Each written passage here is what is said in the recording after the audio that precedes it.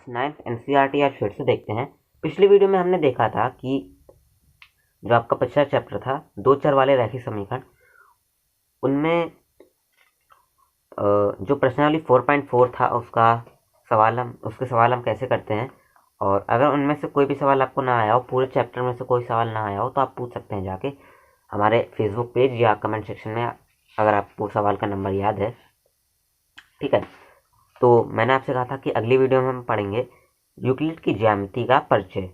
ठीक, तो देखिए यूक्लिड की ज्यामिति का परिचय जो टॉपिक है, उसमें सबसे पहले आपको समझना होगा कि ज्यामिति क्या होता है। यहाँ से जो आपका ज्यामिति है वो शुरू हुआ।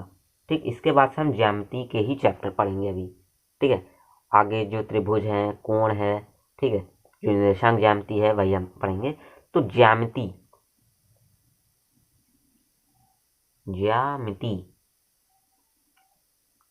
जो शब्द है उसका अर्थ क्या होता है। ज्यामिति का मतलब होता है जियो। ये जियो धन धनाधन वाला जियो नहीं है, ये वाला जियो नहीं है ये। ठीक है, जियो का मतलब होता है भूमि या पृथ्वी।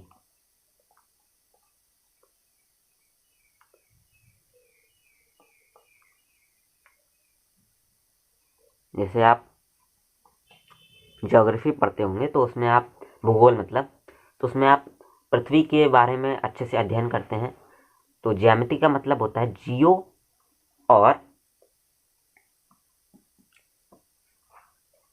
मीट्रिन।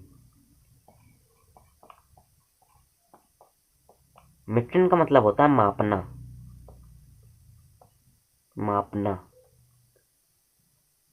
आपने क्लास 9th में शायद एक चैप्टर पढ़ा होगा, मापन। ठीक है, तो उसमें आपको पता होगा मापना किसे कहते हैं। ठीक, तो जियो और मीट्रिन मतलब भूमि को या पृथ्वी को एक तरह से मापना। कैसे हम गणनाएं करते हैं, मापते हैं पृथ्वी को, या पृथ्वी के अंदर जो जो चीजें हैं उनको हम कैसे मापते हैं, उसी के बारे में अध्ययन करने को हम क्या कहते हैं, ज्यामिति कहते हैं।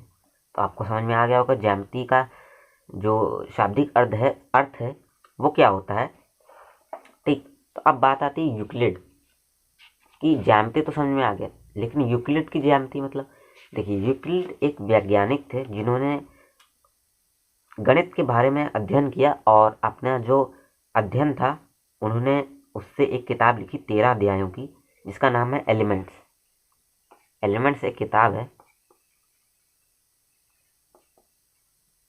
ठीक, तो उन्होंने हमें बताया कि ज्यामिति क्या होती है। ठीक है, तो देखिए यूक्लिड की परिभाषाएं और अभिधारणाएं, मतलब धारणाएं कुछ थी, तो उनके बारे में हम अध्ययन करते हैं। देखिए कि नंबर एक परिभाषा क्या है, परिभाषा पहले देख लेते हैं। देखिए परिभाषा क्या है कि एक बिंदु वह है जिसका कोई भाग नहीं होता। ये कोई बिंदु है, इसका कोई भाग है, नहीं हो सकता। आधा बिंदु कभी होता है, नहीं होता है, एक ही बिंदु होता है। आप बना के देख लीजिए चाहे। ठीक है, और नंबर दो क्या है कि एक रेखा चौड़ाई रहित लंबाई होती है।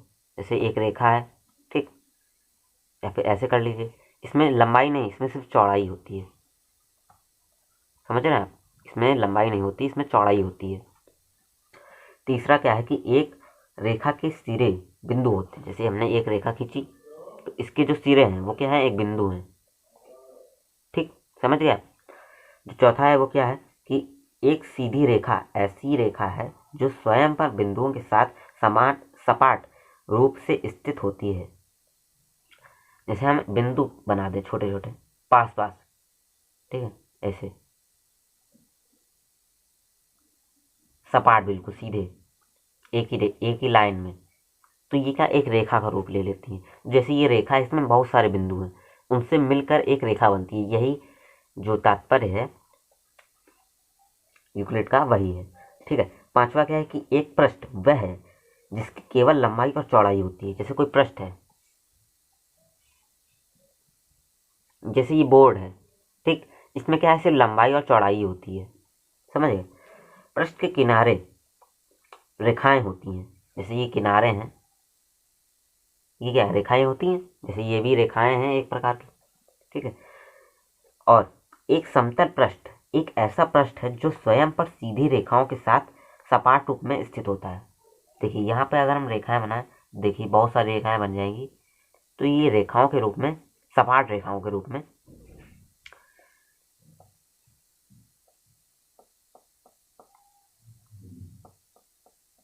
स्थित होता है, ठीक है। ऐसे हम रेखाएं बना दें तो एक पृष्ठ बन जाएगा, मतलब बहुत सारी रेखाएं बनाने से हमें एक समतल पृष्ठ प्राप्त हो जाता है, जबकि जो रेखाएं हैं वो सपाट हों, ठीक। अब देखिए, अब हम कुछ अभिग्रथियों के बारे में पढ़ते हैं, ठीक है। देखिए कुछ कल्पनाएं हैं जो यूक्लिड ने हमें बताई थी।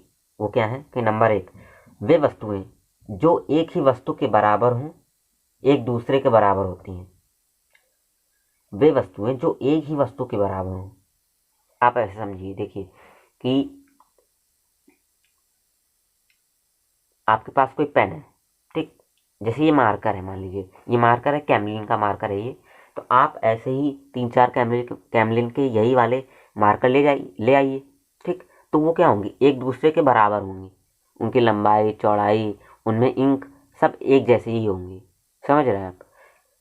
तो अगर जो वस्तुएं हैं वो एक ही वस्तु से बनी है, एक ही वस्तु जैसी ही हैं, तो वो आपस में बराबर होंगी, समझ गए आप। यदि बराबरों के बराबरों में जोड़ा जाए तो पूर्ण भी बराबर होते हैं। देखिए जैसे a इक्वल टू बी है, ठीक, तो बराबरों को बराबरों में जोड़ा जाए का मतलब है, जैसे a इक्वल टू बी है और c इक्वल टू डी है, तो ये दोनों आपस में बराबर बराबर है। तो a और c को अगर हम जोड़ दें तो और b और d को भी जोड़ना पड़ेगा।